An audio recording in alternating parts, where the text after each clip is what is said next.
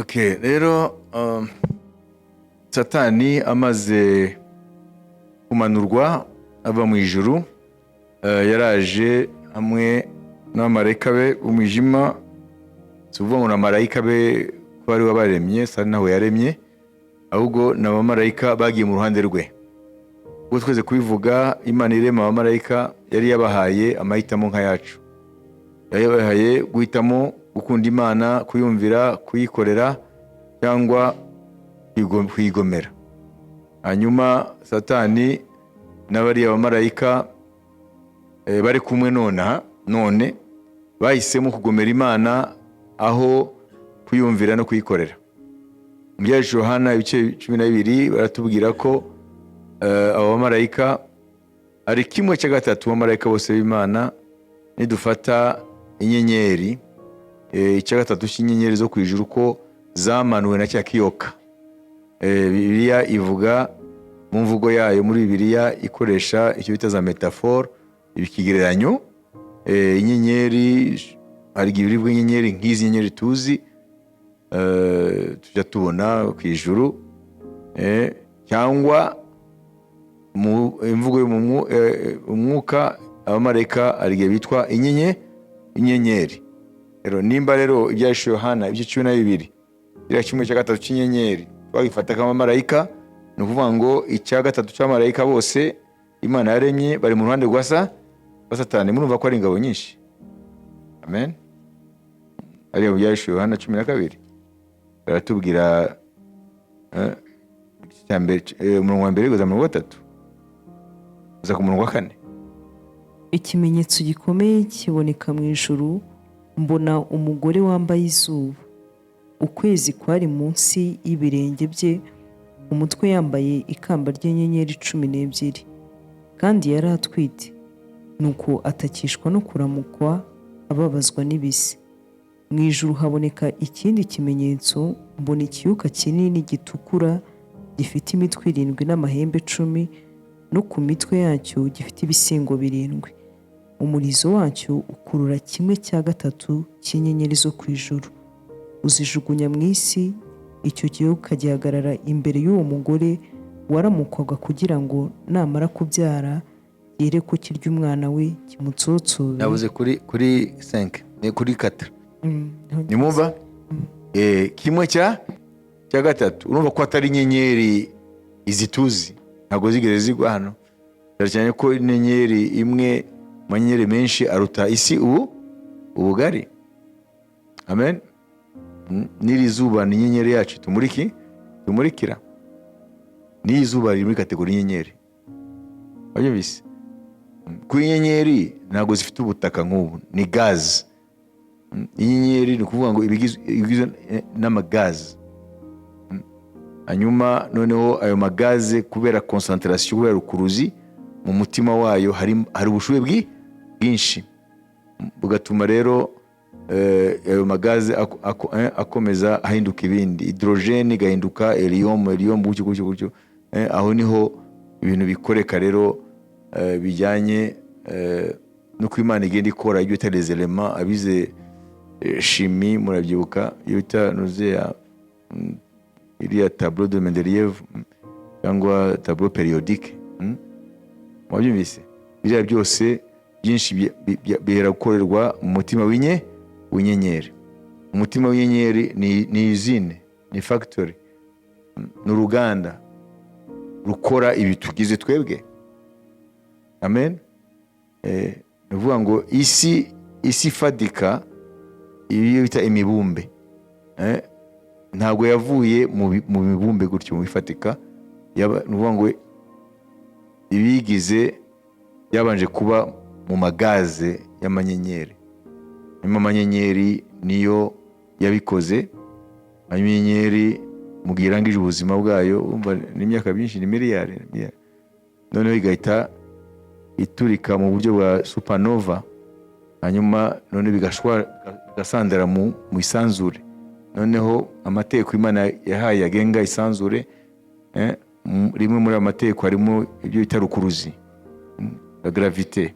Igahita ikurura ibyo byose ikabyegeranya, hakavamo imibumbe, amen, cyangwa hakavamo izindi nyenyeri mu gihe ari amagaze gusa.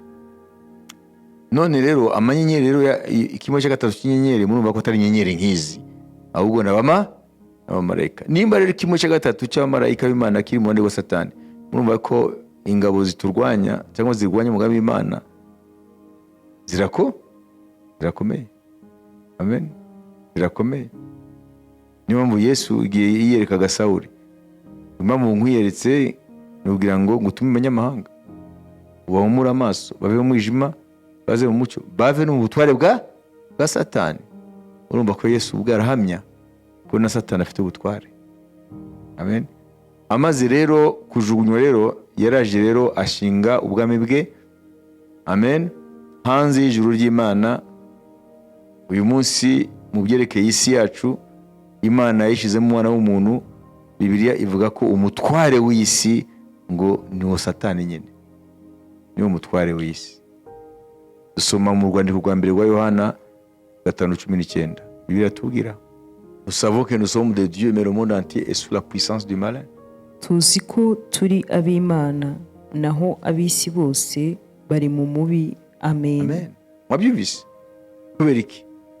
Kubera ko iyi si iri munsi y'igitugu cya Satani. Iyi si iri munsi y'ubutware bwa Satani. None ugeze wumva se, urabyumva neza ko hari imbaraga zikurwanya nimba uri umwana w'Imana? Ya minota 10. Donc twumvise ko iyi si iri munsi y'ubutware bwa Satani, munsi y'ubutware bwa Satani. Satani akitwa imana y'iki gihe, imana y'iki gihe. Abakorinto wa 2:4 umurongo wa mbere tugeze umurongo wa 4, ngo yitwa imana y'iki gihe. Satani yitwa imana y'iki gihe. Nuko rero ubwo dufite uwo murimo wo kugabura iby'Imana kubw'imbabazi twagiriwe, ntiducogora, ahubwo twanga ibiteye isoni bikorwa rwihishwa, tutagendera mu buriganya kandi tutagoreka ijambo ry'Imana, ahubwo tuvuga ukuri tweruye, bigatuma umuntu wese adushimisha umutima we imbere y'Imana. Ariko niba ubutumwa bwiza twahawe butwikiririwe abarimbuka, ari bo batizera, ab'Imana y'iki gihe yahumye imitima, kugira ngo umucyo w'ubutumwa bwiza bwa Kristo ari we ishusho y'Imana utabatambikira. Amen. Imana y'iki gihe yahumye imitima y'abantu batumva neza iby'ubutumwa bwiza. None kubera iki Satani bamwise imana y'iki gihe? Kuko yiswe imana y'iki gihe kubera yuko ijambo Imana bitabizana gusengwa. Amen. Bibiliya Satani yamwise imana y'iki gihe. Nimba ari imana y'iki gihe, uvuga ngo arasengwa, arakorerwa, arabamuramya. Imana ikomeza kuvuga ngo umutware w'iki gihe ni Satani. Uhita wumva yuko abantu bari mu bubata, sibyo? None bavuze ngo yitwa imana y'iki, ntabwo gusa ashira abantu mu bubata bwe, ahubwo baramuramya, baramusenga, baramukorera, babimenya batabimenya. Murabyumva ibyo? Ibi bintu birakomeye. Amen. Twumvise ngo twebwe turaba Imana, twebwe abakiriye Yesu Kristo, ngo ko isi yose iri muri wa mubi. None bamwise imana y'iki gihe. Nese umva ari iki? Iyo bavuze imana, nuvuga ngo hariho l'idée, hari igitekerezo cyo gusengwa. Wabyumvise? Nuvuga ngo muri isi rero abantu babyumva batabyumva, babimenya batabimenya, basenga ndesa Satani, mu gihe badasenga imana nzima binyuze muri Kristo Yesu. Udasenga imana nzima binyuze muri Kristo asenga Satani, abimenya atabimenya. On peut adorer Satan sans le savoir. Mu gihe umuntu akubwiye ngo usenga Satani, ushobora no kurwana ngo aragutuka, kandi niko bimeze. Nibyo Yesu yavuze ngo ntawukeza abami babiri, ko atavuze ngo ntawukeza abami batatu, ngo ntawukeza abami babiri. kuko ni babiri, cyangwa ukeza imana nzima yakuremye cyangwa satani.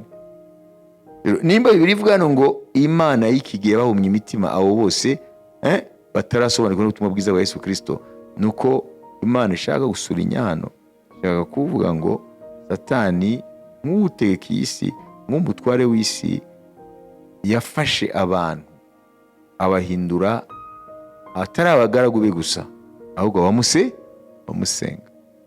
Ibyo byumvikana? Amen. Hari abamusenga babizi, abo bita les satanistes, hari n'abatamusenga batabizi ko basenga. Bashobora kumusenga binyuze dans des fausses religions, mu madini y'ibinyoma. Bashobora kumusenga à travers abazimu baterekera. Bashobora kumusenga mu gufata abantu nkabo bakabashyira mu cyimbo cy'Imana, ibyo bita mu Gifaransa culte de la personnalité. Wabibise? Murabyumva? Nka Hitler baramusengaga Abadage, bageze mu rwego aho aba mu rwego nk'Imana. Bakayizari mu Baroma barabasengaga.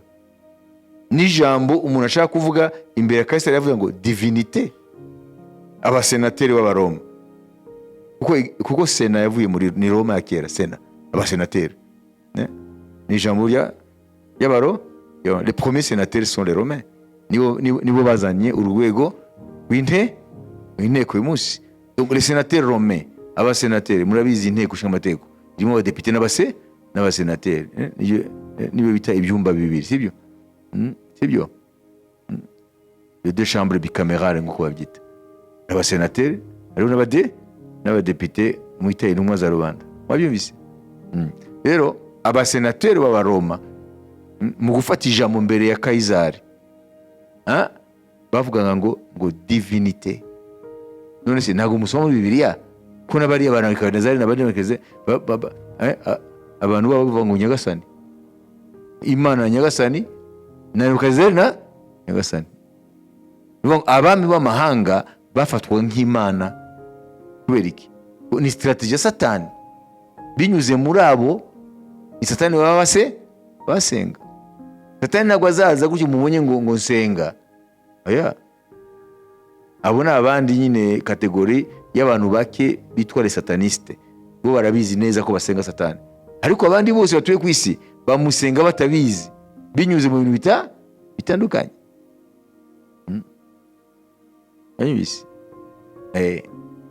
Donc abami b'Abaroma babafataga nk'Imana. Ega n'ubu abantu benshi baracyasenga Satani ariko niho yimenye.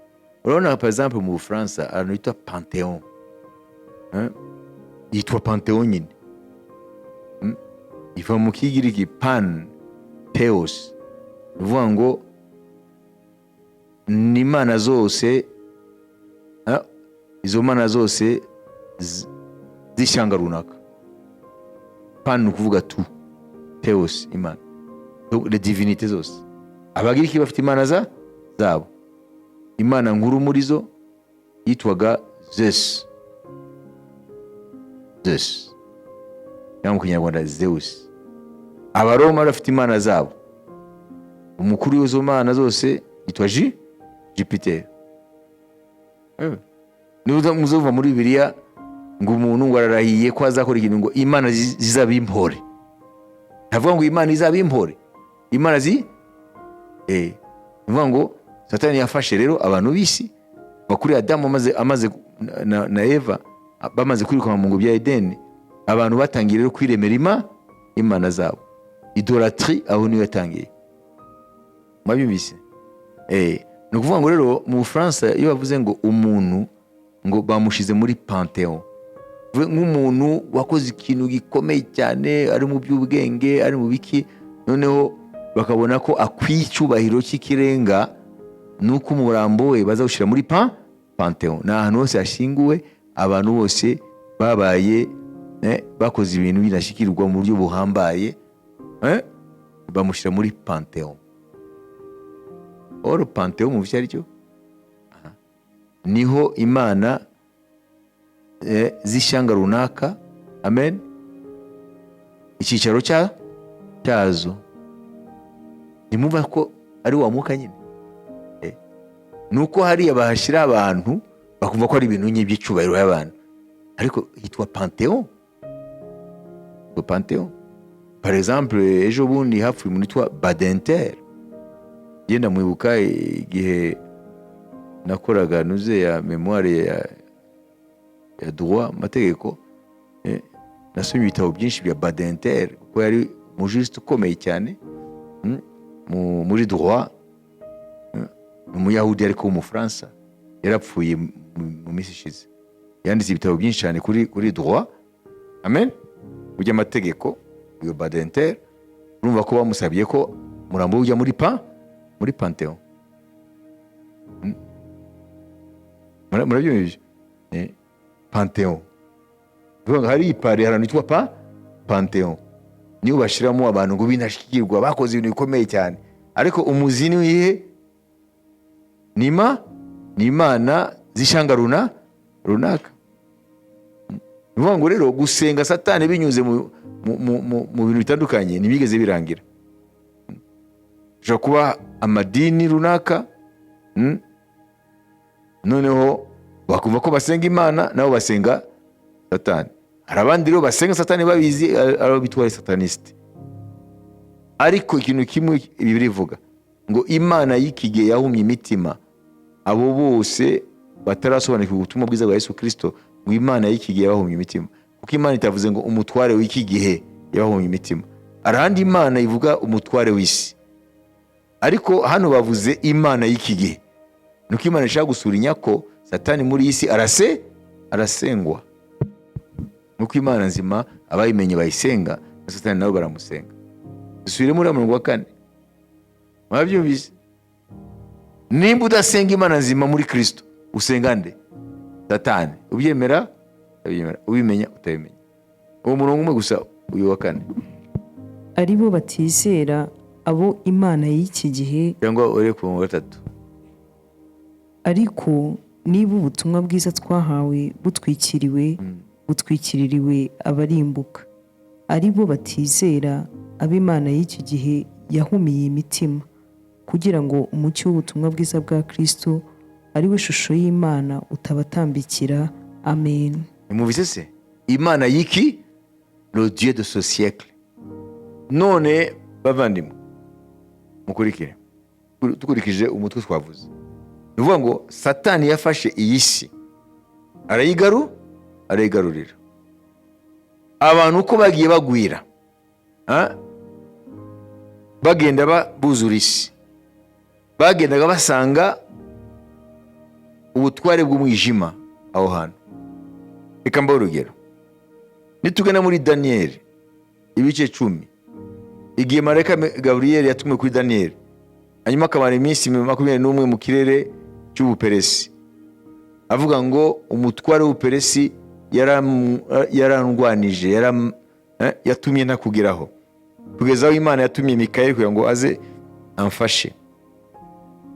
Mubaza ko abo batware bo mu kirere cy'Ubuperesi, Ubuperesi ni Iran y'uyu munsi, abo abatware batekaga Ubuperesi mu isi y'umwuka mu gihe cya Daniyeli, mubaza ko bagiye ko turiga comment discerner les forces spirituelles. Ni gute wamenya les forces spirituelles en activité dans un lieu géographique donné? Wamenya gute ahantu iyo myuka irakora aho hantu? Kubera ko kutabimenya hari ikintu bigabanya mu gukanguka kugereka intambara yacu.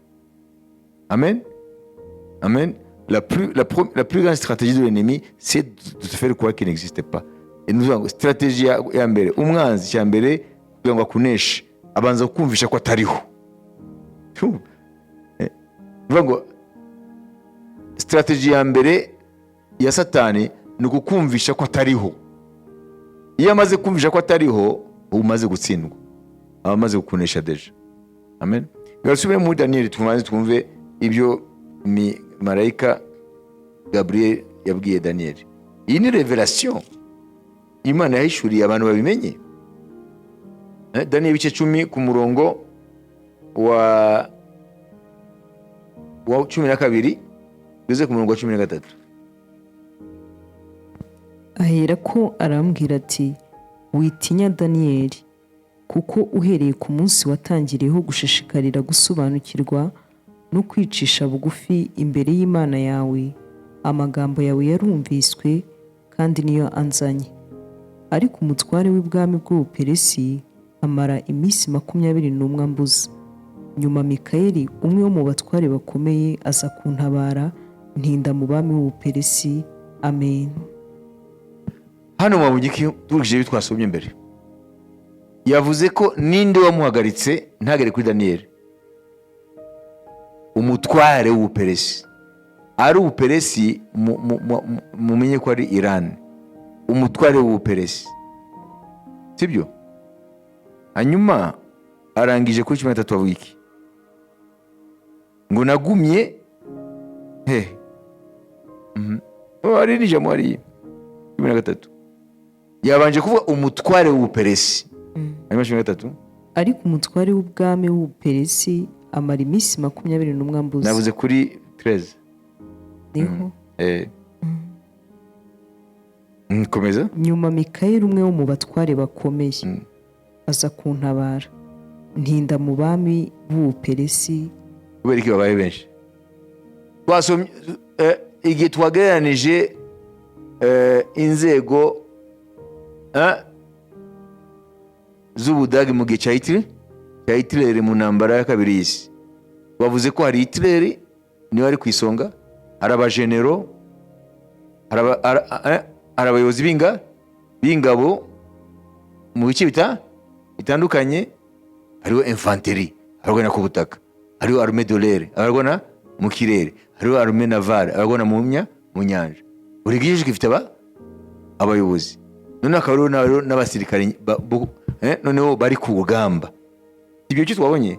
None yavuze ngo igihe yazaga Gabriel ageze mu kirere cya Iran, Ubuperesi bw'icyo gihe, ngo umutware w'Ubuperesi, le chef de Perse, yarampagaritse. Uwo ni Hitler. En fait, dufashe ikigereranyo. Ibyo si on compare l'hierarchie spirituelle n'iriya l'Allemagne nazie y'Abadage, uvuga ngo uwo ni umutware Satani yahaye kugenzura ikirere cy'Ubuperesi. Ariko rero ngo atinda ngo mu bami babaye benshi. Ngo uriya chef wo ni general, hanyuma abo bami bandi ni abatware munsi y'uwo mutware. Ni abatware abo bami b'Ubuperesi, ni abatware munsi y'uwo mutware. Kuko abami b'inyamara amaraso ntibabona marayika ngo bamuhagarike. Vous avez compris? Amen. Uvuga ngo umutware w'Ubuperesi niwe yarashinzwe Ubuperesi bwose. Munsi ye ariho ibyo bita les autorités déléguées. Murabyubuka? Bafite exousia. Uvuga ngo Ubuperesi ni bugari. Uvuga ngo umutware w'Ubuperesi ni umwe, hanyuma ibice bitandukanye by'Ubuperesi bifite abami bo mu mwuka, abatware bo mu mwuka, baripotinga kuri nde? Kuri ya mutware. Uvuga ngo icyo kirere cy'Ubuperesi ntabwo cyari gifite gusa umutware umwe ukiyobora mu buryo bw'umwuka. Yari afite abo akoresha, nabo bagakoresha iyi ngabo mu buryo bw'umwuka, twabita imyuka y'abadayimoni. None kuva icyo gihe uwo mutware w'Ubuperesi yagiye. Abo batware bandi bise hano bami b'Ubuperesi bagiye. Nikubwira ko batagiye, nikubwira ko batarangiranye no kurwanya marayika Gabriel. Mushaka kubitekereza abankurikiye hano kuva igihe kirekire. Niki tubwira ko aba batware dusoma hano n'uwo mutware mukuru w'Ubuperesi, uwo mutware mukuru w'Ubuperesi nawe bami b'Ubuperesi, niki abo ntabwo ari bakuro hano. Niki tubwira yuko bagihari? C'est la relation entre l'Iran et Israël. Imibanire ya Iran na Israel imeze gute? Iran irota ihanagura ku ikarita y'isi Israel. Abyumvise? none se yari yatumwe kuri nde Marie Gabriel? Umuyuda yitwa Daniyeli. Amen.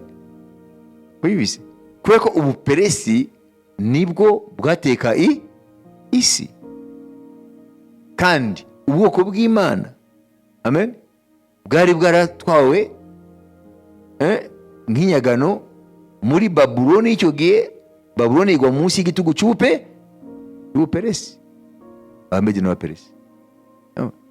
Nuvuga ngo rero umviriza, ibihugu byose mu mateka ya Isirayeli bizagira aho bihurira na Isirayeli. Amen. Mu mateka ya Isirayeli ibihugu bizagira uruhare mu mateka ya Isirayeli. Amen. Ibyo bihugu nibyo Imana yagiye ivuga kuri relation ifitanye na Isirayeli mu mateka ya Isirayeli. Wabibise? Amen. None se nimuza kumva mu nyuma marayika Gabriel avuga ngo nimara kugenda ngo umwami w'Ubugiriki azaza, nako umutware w'Ubugiriki azaza.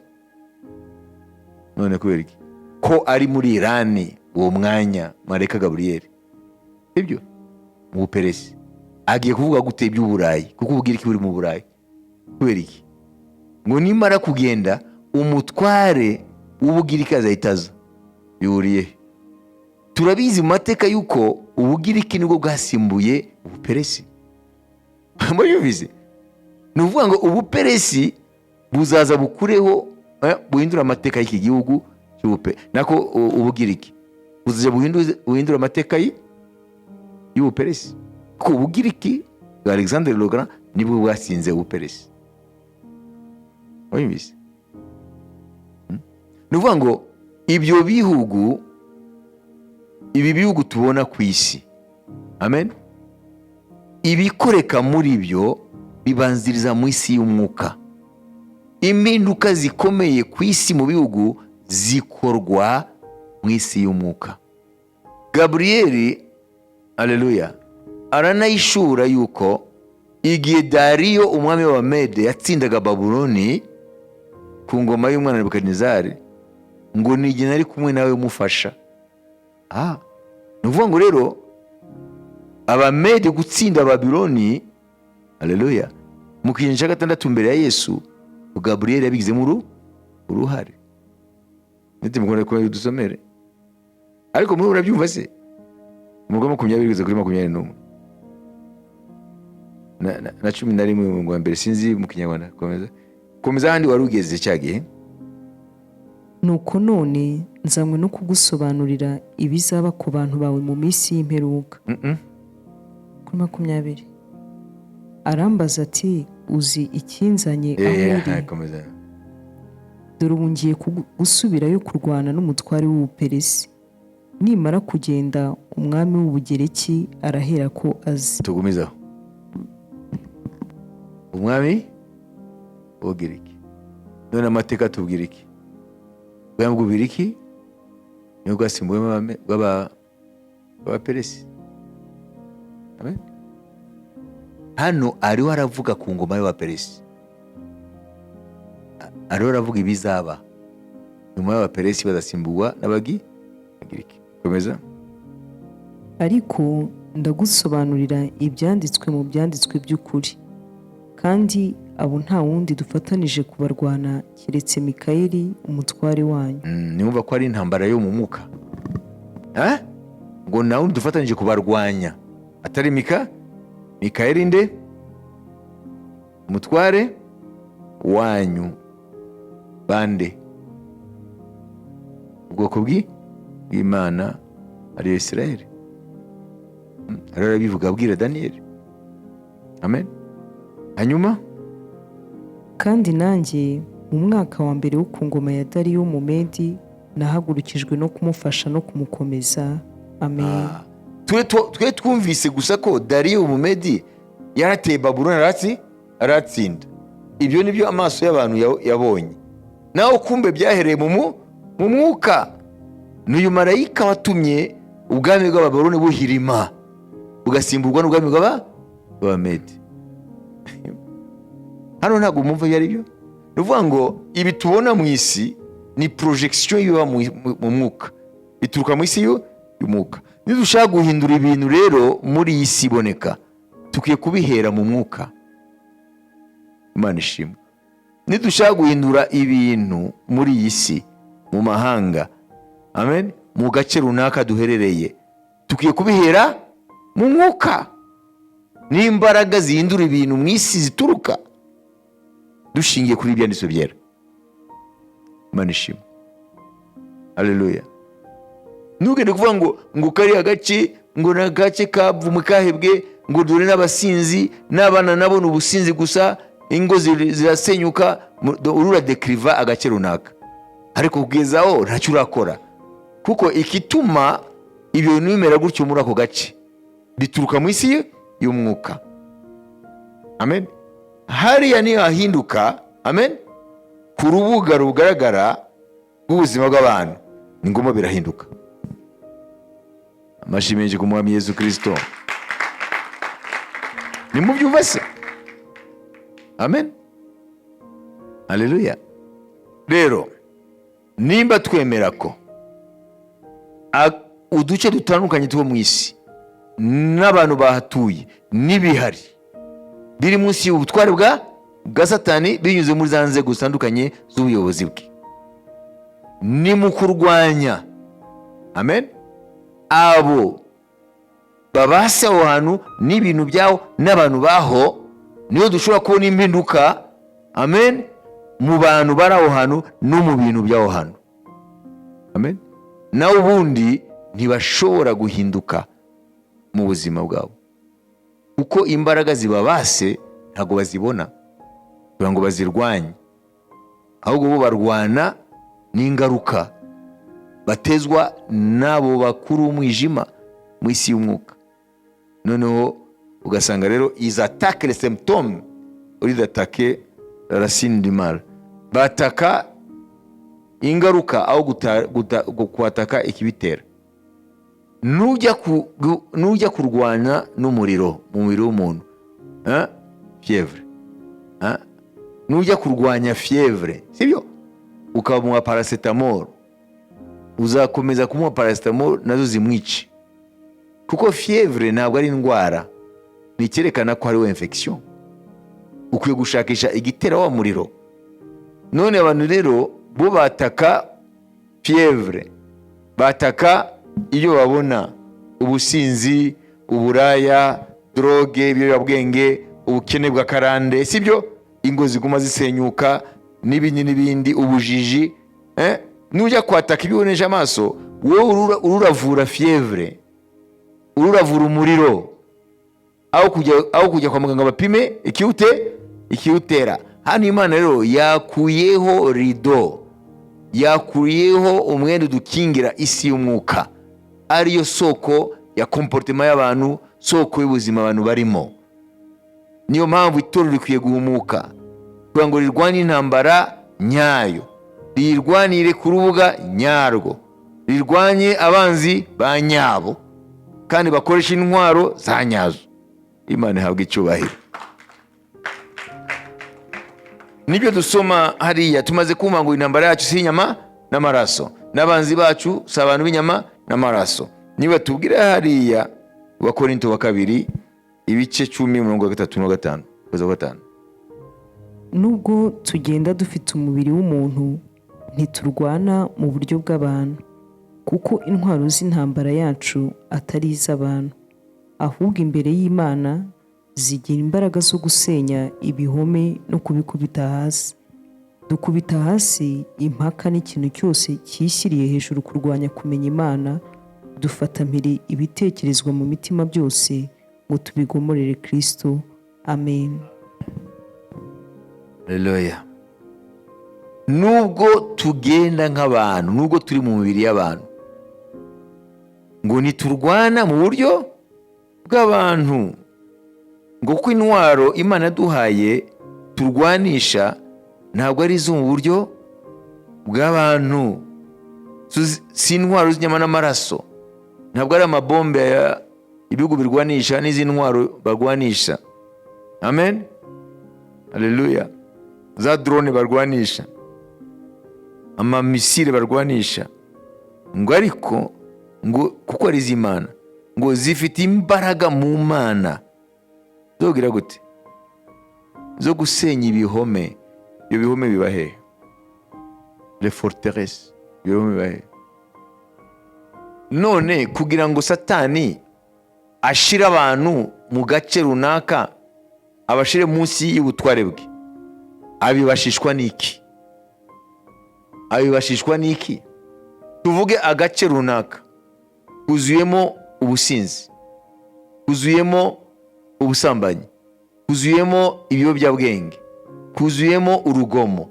None ubwo ni ubwami bw'umwijima. Iyo comportement y'abantu yerekana ko ni ubwami bw'umwijima buri aho hantu. Abo bantu bari munsi y'igitugu cy'ubwami bwa Satani. Hari umutware mu batware ba Satani ari aho, n'ingabo ze z'abadayimoni nibo bamente n'abo bantu, nibo bagumiza muri ubwo buzima. None ibyo bihome ahagararamo izo ngabo z'umwijima zagaramo kugira ngo zifate aho hantu n'abo bantu n'ibyo bintu aho hantu, ni izihe? Zibahe? Bize kubivuga, ziba mu bitekerezo by'abantu. Aho niho mukwiye gushakisha ibihome bya Satani. Ni ukuvuga ngo uko abantu batekereza, babyumvise, uko abantu batekereza,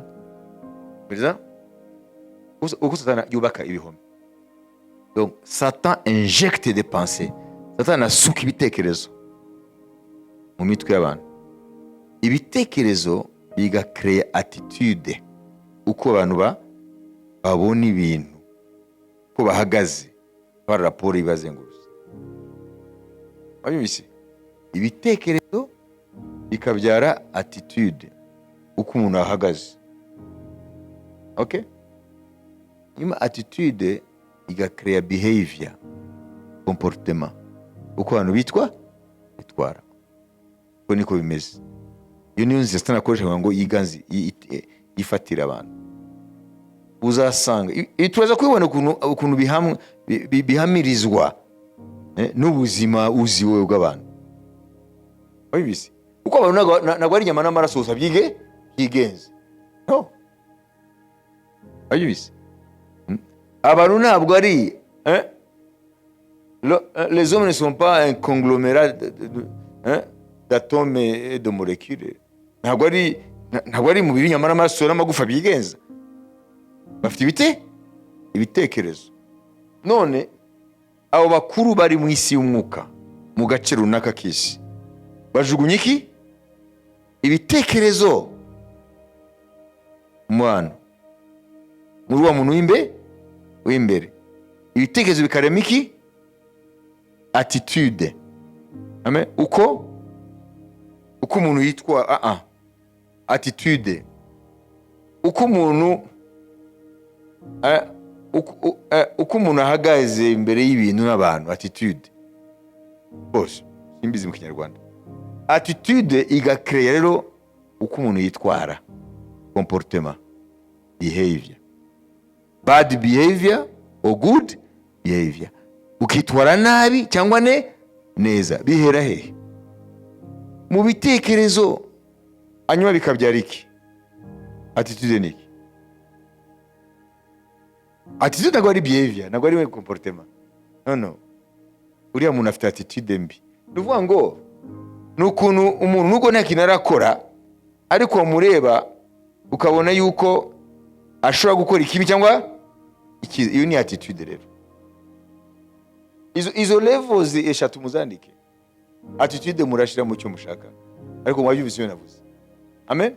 Ni ukuvuga ngo rero nugenda mu gace runaka k'isi, ufate umugi runaka. Okay? Amen. Dufate London. Okay? Mwayumvise? Ngo abatuye London nibwo mugwa mukuru ubwo Bwongereza. Cyangwa abatuye Lagos muri Nigeria. Ibyo. Cyangwa abatuye Addis Ababa muri Ethiopia. Amen. iyo migi uko itandukanye niko n'abantu bayituyemo batekereza mu buryo bwabo. Amen. Bafite attitude yo mu buryo bwabo, ubarebye no mu migenzereze yabo bafite ukuntu bitwara bitandukanye. None se biva he? Urambwira ati ni n'amajene. Kuko mu migi hatuye abantu bamoko yose, none ugasanga bafite imitekerereze isa imwe, bafite attitude uko bahagaze imbere y'ibintu abantu sibyo bisa, n'imigenzereze yabo isa, kandi baturuka hari akavukire, hari n'abaturutse ahandi bamaze igihe kirekire aho. Ndavuga abantu baje bagaturaho. Mubaza ko ari kubera iki? Kubera iki babaye iforoma imwe? Ni Bibiliya ivuga hano, abatware b'aho hantu, amen, basuka ibitekerezo muri ako gace. Noneho abantu bagatekereza uko abatware bashaka ko batekereza. Nibyo bita ibihome, forteresse mentale. Amen. Noneho bamara kubenjekta mu bitekerezo, kuba ibitekerezo bakwiye gutekereza, noneho bakagira attitude ijyanye n'ibyo bitekerezo, hanyuma byarangiza imyitwarire yabo, amen, ikaba isa n'isoko yitwa ibitekerezo. Abibizi. Uko niko iriya si rero Imana iduhamagare kurwanya isi ya Satani n'abadayimoni be, niko ikora. Ndakubwiye no mubimenya. D'abord, les forteresses mentales, ibitekerezo. Nibande bayiba? Abatware b'umwijima. Bikaremiki muri bo. Ati attitude méchante ou bienveillante. Attitude nziza ntabwo ugera abantu bamaze kuvoyaje, bamaze gutembera ibihugu bitandukanye. Hari igihe uvuga ati kubera iki abantu bose iminsi 10 rumaze hano, abantu bose ubona basa naho bafite ubugome, ujya kugura ikintu agusubizana nabi, n'igihe aguhaye icyo kintu aguha nk'utakureba, ukayibona mu bantu benshi. Kubera iki? Hanyuma wajya mu kindi gihugu, mu mugi runaka, ukabona abantu bari souriant, barakwakira baseka nta buryarya, kandi umuntu wese wumva yishimiye no kuranda service nta buryarya. Murabona kubera iki bitandukanye umugi ku wundi? Ni kubera ibi abatware b'umwijima bako karere baho hantu, bivuga ngo ba maintenant bafata abantu baho hantu, bafasha ibitekerezo babaha, hanyuma bikaremamo attitude mbi cyangwa nziza, hanyuma bikahita bikreye iki, bikarema imyitwarire. Amen. Nibenjekta, nibasuka igitekerezo cy'ubusambanyi abo bantu bari muri ako gace, birakrea attitude imeze gute? Birarema attitude muri abo bantu ya séduction, guseduiza, kuresha, kugira ngo abantu bagwe mu busambanyi bakoresheje ibyo bita body language. Abibisi ntabwo mubyumva se? Hanyuma bikazabyara iki? Ubusambanyi. Ni ziriya etape kwa eshatu. Amen. Haleluya. N'ubusinzi niko bimeze, n'ubugome niko bimeze, n'ibyindi byaha bitandukanye, no kugendana ibigwamana, donc ibiheko biki, matalizma, ibintu byinshi byose bigize ubuzima bw'abantu, ni mu bishakishe inkomoko yabyo mu isi y'umwuka. Ugaza wayubise. Na niyo mpamvu rero nababwiye ngo iyo umuntu amaze gusobanukirwa ijambo ry'Imana akaba afite umwuka wera, arashobora kugenda mu gace runaka, si ngomba kwiyumugisha kubona quartier, kuko Satani afite hierarchie igizwe n'abayobozi benshi, n'abanyumba 10 bafite. Afite n'abanyumba 10.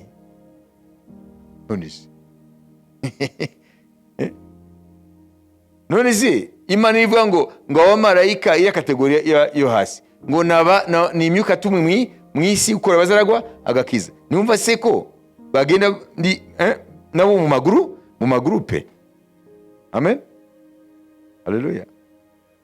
Iko mbaza ikibazo, kubera iki umugi umwe ugira amakarite atandukanye na buri quartier ukabona ifite umwihariko wabo muri comportement y'abantu uko abantu bitwara? Hari icyo bahuriye mu mugi, hari icyo batandukanye nk'amakarite. Quartier imwe ikagira urugomo rwinshi, wajya bise, iyindi ikagira abantu b'abasambanyi benshi, iyindi ikagira utubare twinshi n'inzoga kugeza saa saba y'ijoro wumva abasinzi bagenda baririmba mu muhanda. Bivuga ngo ni imyuka itandukanye itegeka aho muri ayo makaritiye atandukanye.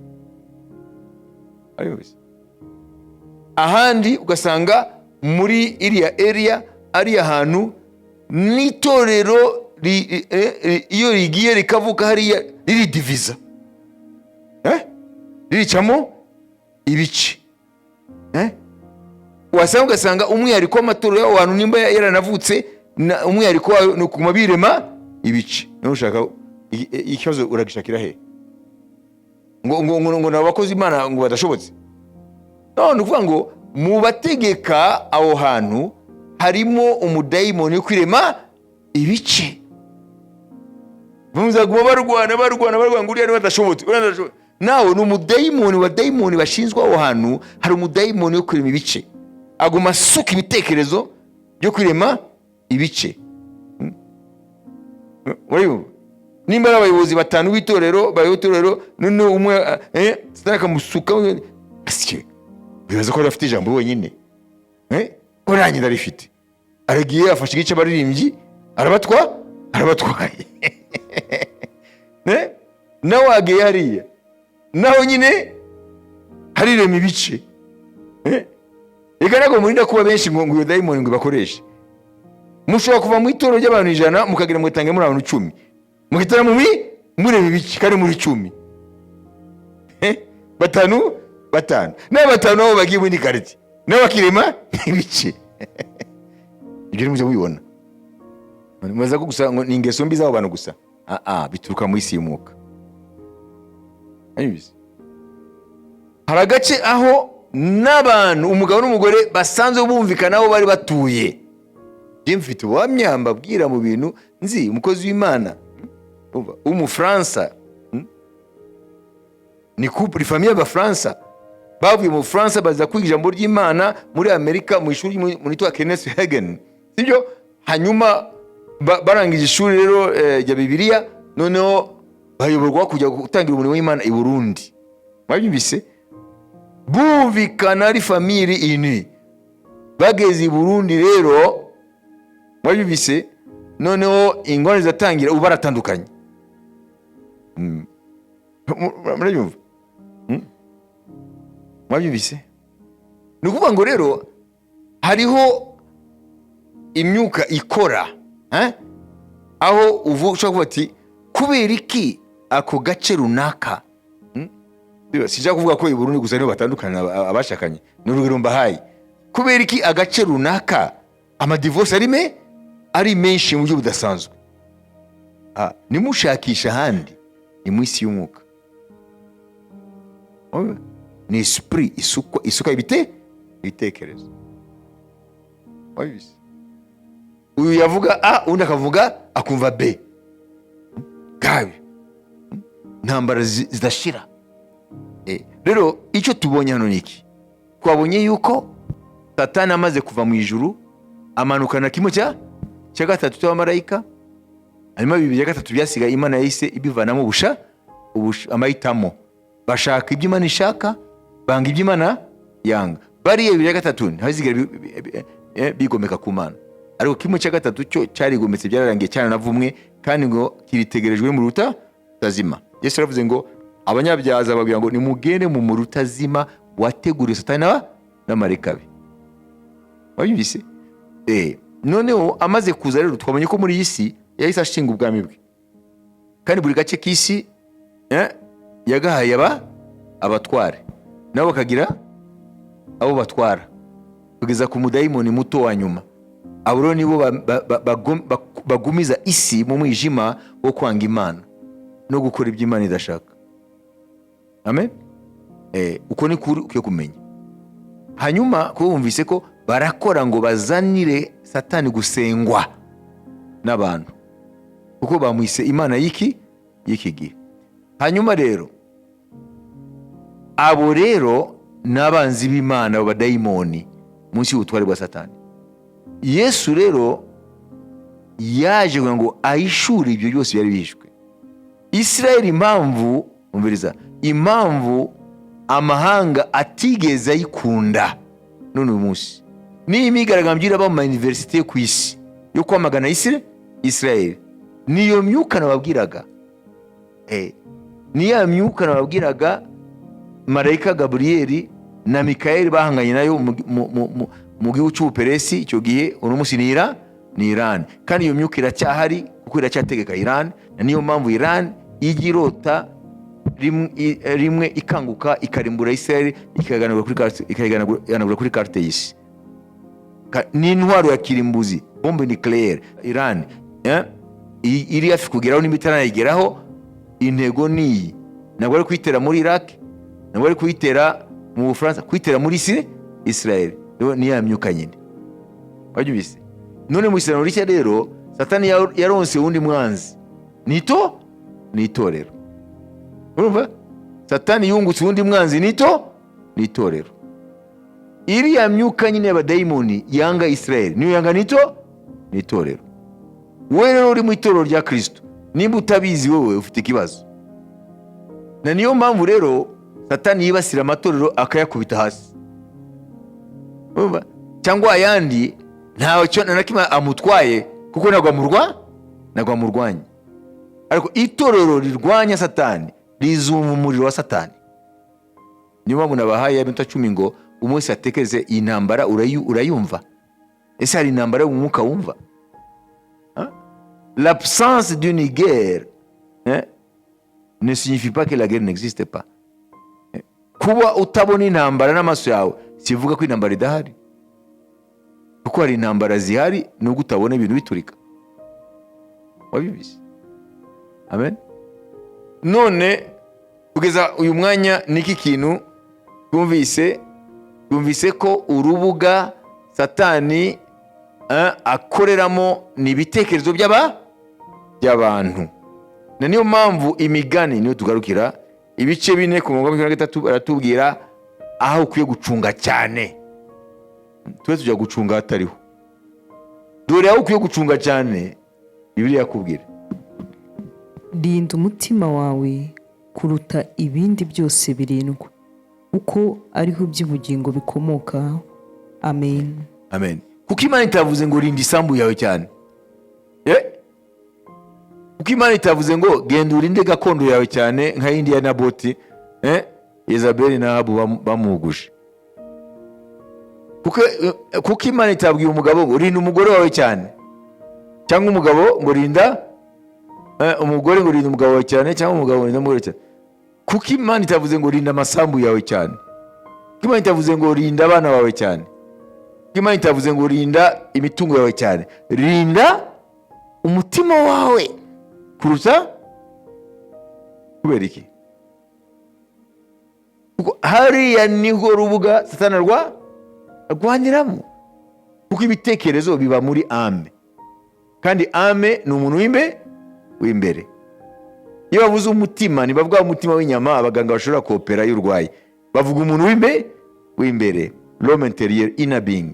Ngo rinda cyane umutima wawe kuruta ibindi byose. Amen. Kuko niho ubugingo budubiza, ko niho hari icyo Satani ashaka. Iyo amaze gufata umutima wawe agawusuka mu bya bitekerezo, aba akurangije, aba kwifitiye, uhinduka imbata ye. Kuko iyo afashe control y'ibitekerezo byawe aba gufite. Amen. Abantu benshi rero ku isi Satani afite control ku bitekerezo byawe. Kuko afite control ku bitekerezo byawe, afite control kuri attitude yawe. kuko afite control kuri attitude yawe, afite control kuri comportement yawe, uko witwara. C'est automatique. Amen. Ntushobora kugira attitude itandukanye n'ibitekerezo byawe. Ntushobora kugira comportement, behavior, ukuntu witwara bitandukanye na attitude yawe n'ibitekerezo byawe. Forteresse mentale rero, ibihome Satani abyubaka mu bitekerezo by'abantu. Aho niyo abadayimoni bihishe bakopera a partir y'ibitekerezo. Ntago baba bopera rero mu kirere cyo mu mwuka, baba baje rero muri wowe, ko ibihome bishinzwe guhisha ingabo. Ingabo z'umwijima zita ziva hariya hejuru, sivuga abamarayika, ya myuka abadayimoni, et ils viennent élire domicile en toi, dans tes pensées. Bahita baza rero muri forteresse mentale yawe, mu bitekerezo byawe, akarero bicara n'intwaro zabo, bakazajya rero barasa baraho.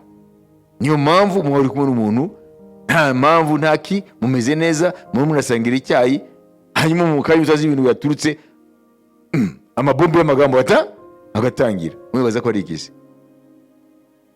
Nushakishe ngo abadayimoni ngo bari mu kirere hariya ngo aho barwanaga na Gabriel, barahavuye, bariya barahari, bari gafite akazi kabo n'abatware, ahubwo bohereje abadayimoni nibo baje rero muri wowe.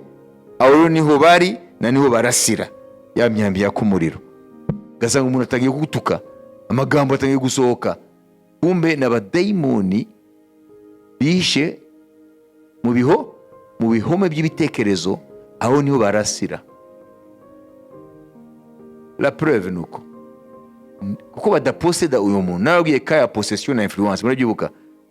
Abantu bose ntago bari possédés par les démons, ariko abantu batari maso, yaba bafite Yesu yaba batamufite, bari influencés par les esprits, kuko baruzuye iyo myuka iruzuye. Kubera iki amaze kuvuga iyo bigambo, nuko niki muravuga neza, kuvuga amagambo hanyuma isaha runaka akicuza. Byagenze gute? Bamwe biragura gusugaruka inyuma ngo asabe imbabazi, ariko mitima yo sibyo, bumva ko byo bavuze nabivugiye. Kubera iki? Kubera ko baba dayimoni bari muri bya bihome, barangije akazi kabo, none akenge kazima k'Imana yamuhaye kagarutse. Ko niko bopera. Niyo mpamvu Imana ivuze ngo mu control ibitekerezo byanyu, ko naho nyine hari urubuga Satani akorera kugira ngo ategeka abantu n'ibyabo n'ako karere baherereyemo. Tugaruka rero kuri ya jambo wa Filipi 4:8, kuko Imana ivuga ngo dore ibyo mukwiye gutekereza, kuko ibyo niba atari dutekereza, turi urubuga rw'abadayimoni batubatsemo ibihome bihishamo no bakarasa. Barakurasa wowe se? Ese ingabo ziri mu bihome zirasa bari mu bihome? Ziba mu bihome zikarasa hanze y'ibihome. Abadayimoni rero batuye mu bihome by'ibitekerezo by'abantu, bakarasa abandi bantu. Amen. Amen. Nimba uri umugabo n'umugore ubimenye, bya bintu biza gutya ntawo bituruje mugatanga gutongana, kandi nta mpamvu karimo baravugana neza. Kubera iki? Kuko abadayimoni baba binjiye mu bihome, mu bitekerezo. Ibisigaye bene data, iby'ukuri byose, ibyo kubahwa byose, ibyo gukiranuka byose, ibiboneye byose, iby'igikundiro byose, n'ibishimwa byose, nihaba hariho ingeso nziza kandi hakabaho ishimwe, aba ari byo mwibwira. Amen. Mubise nuvuga ibyo nibyo byerekana umuntu, amen, Satani adafitemo ibihome. Umuntu yibwira iteka ibi, aba yarabatuwe ibyo bihome. Umwuka aba yarabisenye ikoresheje ijambo ryayo yakwinjiyemo. Ariko nimba ibitekerezo byawe binyuranye n'ibi, wowe uracyafite ibihome, bikwiye gusenyuka rero mu izina rya Yesu. Amen. Nimba ibitekerezo biri mu Bafilipi 4:8 atari ibyo wibwira utekereje n'amanywa, hari ibihome bigikurimo, ibihome by'urwanko, ibihome by'ubwirasi, ibihome. Iyi niyo shusho wireberamo nimba ufite ibihome by'abadayimoni nimba bidahari. Umva bigoye kubimenya? No, iyi niyo diagnostic. Itiwe diagnostic l'intérieur. Nushaka gupima muri wowe ibihome nimba bitarimo by'abadayimoni, fata aya magambo y'Imana uvuga ati ese ni ibi njya ntekereza? Nimba utekereza ibindi binyuranye n'ibi byo mu isi y'umwijima, wowe nushakitse kure, uracyafite ibihome byo gusenya y'abadayimoni. Amen. Ngome za shetani zimo ndani yako, a fortress demoniaque. Wabibise? None rero mbere yo gufata iminota 10 tumenye iki kintu. Buri muntu wese w'inyama n'amaraso hari agace k'isi atuyemo, kandi buri gace k'isi tuvuze ko Satani yagahaye abakamuyoborera mu mwuka, kandi abo nibo bakontorora ibice by'isi bitandukanye n'ababituyemo n'ibibirimo, bakoresheje iki? Kubaka ibihome mu mitekerereze y'abantu. Uzayibonera he? Uzabonera ukuntu abantu babayeho, comportement yabo, ukuntu bitwara mu buryo bunyuranye n'ijambo ry'Imana. Buri bintu ubonesha amaso, ibitekerezo ntabwo bibona.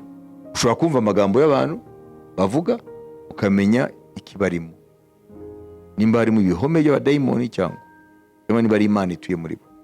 Ushobora no kureba ubuzima bwabo, ukuntu bitwara, uzahita umenya ko hari abadayimoni aba.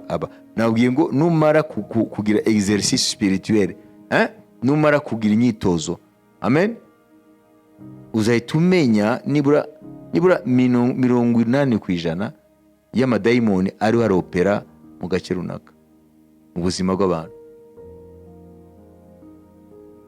Abantu benshi baribeshya ngo akwiye kugenda n'uwo agasenga n'uwo agayishurirwa. Ijambo ry'Imana niryo riyishura. Amen.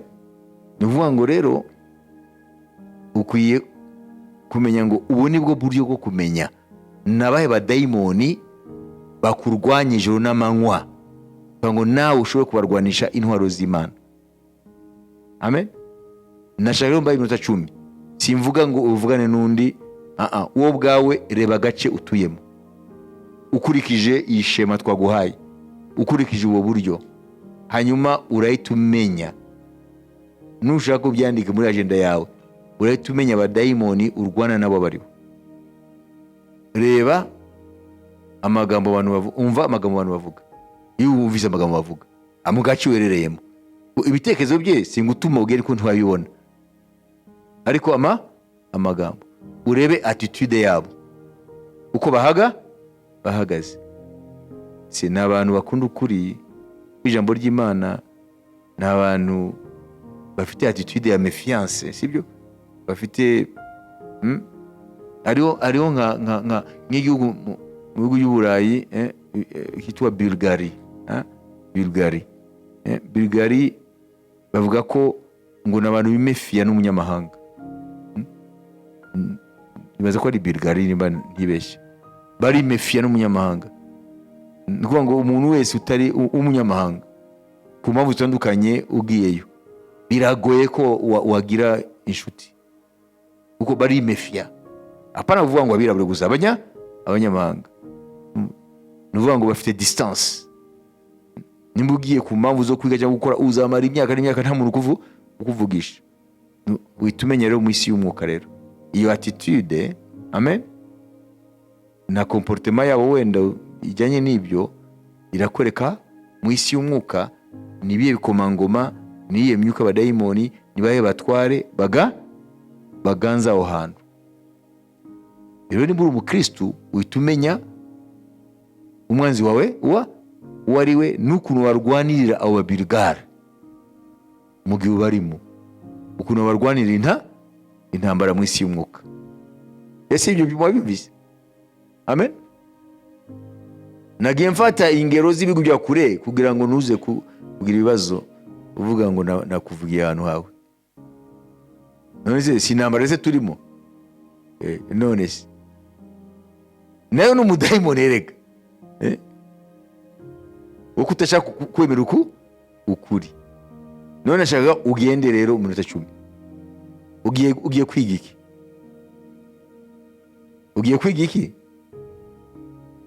Agace utuyemo urakiga gute? Yibutsa amagambo abantu bakunda kuvuga, yibutsa uko abantu bahagaze, attitude. Wibutse uko bitwara. Nizihe ngeso ziganje, nibihe byaha byiganje. Urahita umenya rero mu isi y'umwuka nabahe batware bategeka. Ubwo nawe hatuye rero abone witwa abanzi bawe, uzamenye uko barwanya rero. Biragoye. Amen. Uhere kuri nuze yawe, uhere kuri avenue yawe. Avenue ni kirya umuhanda wawe, urebe neighborhood yawe. Mu kinyarwanda bavuga neighborhood. Urebe ahantu utuye, quartier yawe, hanyuma uze kureba. Ese ubona abajene benshi nimugoroba bajya kwisha bakanywa urumogi, uhitumenye ibyo ari byo. Ese hari utubare twinshi, bitumenye ibyo ari byo. Ese hari abagabo benshi bafite amahabara, ntimubazi se amahabara za bureau, utumenye ibyo ari byo. Ese ingo zirakomeye, utumenye ibyo ari byo. Ese hari amahane menshi mu mago, utumenye ibyo ari byo. Murabyumva? Ibyo nibyo bikwereka mu isi y'umwuka abahategeka aho hantu. Kubera ko hatuye rero abo nibo bakurwanyije n'amanywa, kugira ngo nawe umere nk'abo bandi. Kuki wowe ukwiye kugira exception kandi uri mu gace kabo? Abademoni niko bavuga. Kuki wowe ukwiye kudasa n'abandi aho twe tuyobora? Kuki wowe utajya mu kabari? Kuki utanywa inzoga wa mujene? Kuki utanywa imogi kandi abajene benshi twarakabahaye? Kubera iki iyo couple, uwo mugabo n'umugore, urushako rwabo rukomeye kandi abandi twaramaze kujegeza? Amakouple ajyana iki? Umugabo n'umugore mu rugo. Kubera iki abana bumvira ababyeyi muri rugo kandi hano hose twarabirangije? Abana bapfa gutaha n'ababyeyi intambara zikarota. Tuvuga ngo ibyo byose nibyo bikwereka abatware bategeka aho hantu mu isi y'umwuka. Uko niko uzamenya ukuntu barwanya, kugira ngo nawe niba kureduize, niba kuzane kuba imbata yabo, nawe utangire kuba nk'aho hantu. Aragace runaka nashaka kuvuga, hanyuma baratubwira ngo numubone mu quartier yose, ngo n'abantu kandi quartier nshasha arimo amazu masha, ati abantu bose bubatsa cyangwa baguza amazu ati baraza, hanyuma ugiye gito divorce. Ngo nona ngo uyu mwanda wose ngo namago make agisigaye mu mumva ari bizima. Naho bantu twasuye hariya bari kuri point ku divorce, kandi ntago tubazi ibyo bibazo. Iyi niyo reality rero ndababwira rero. Mugene mufate iminota 10. Wani ntambara nziza yo kwizera, cyangwa ngo abo turwana bose ari nyamaraso. Nizi ntambara benizi kugira ngo mumenye ubwenge bw'umwuka ubigishe neza. Kumbe twavuga ngo turwane intambara z'Uwiteka nitumenye avec nous exactitude, tumenye neza ibyo ari byo. Ariko ubu rero heri wawe mu gace ureheremo, urahita umenya ati donc mu isi y'umwuka ni ibikomangoma, ni imyuka itegeka aho hantu. Kuko watuye rero ntibazaguha amahoro, ubwo nawe uzagira imwe mu ngeso z'abo bantu nimba atari zose. Fata iminota 10.